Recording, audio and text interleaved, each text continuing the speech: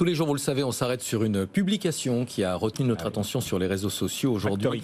La rédaction de BFM Bourse a sélectionné un poste de trading de daube. Son nom.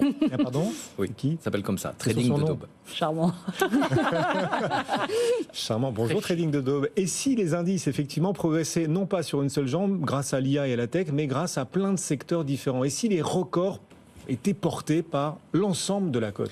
Oui, il nous dit le S&P équipondéré est proche de ses niveaux historiques, c'est-à-dire qu'il est pratiquement revenu au niveau de janvier 2022, avec pour commentaire 499 bulles à venir. Alors avant de donner la parole à Sabrina, petit mot d'explication si vous ne connaissez pas cet indice, le S&P équipondéré, son nom en anglais, Equal Weight, il est composé des mêmes valeurs que le S&P classique, mais avec une pondération différente qui est censée corriger le poids excessif ou en tout cas important des valeurs de la tech américaine. Et ça veut dire quoi concrètement? Ça veut dire en fait que la bonne tenue des marchés actions, elle n'est pas liée uniquement à la bonne performance des valeurs de la tech américaine. Oui, et oui, même en France, on le voit sur le CAC, la performance, les records qui sont tombés là toute cette semaine, c'est lié à d'excellents résultats d'entreprise. On l'a vu avec Air Liquide, notre Air Liquide qui a gagné 8% après sa publication. Je crois que c'est la plus forte hausse depuis 2009-2010. C'est-à-dire qu'on n'arrête pas de dire c'est grâce au luxe ou grâce à la tech. Non, les autres secteurs aussi progressent. Il y a l'auto aussi, on a Renault et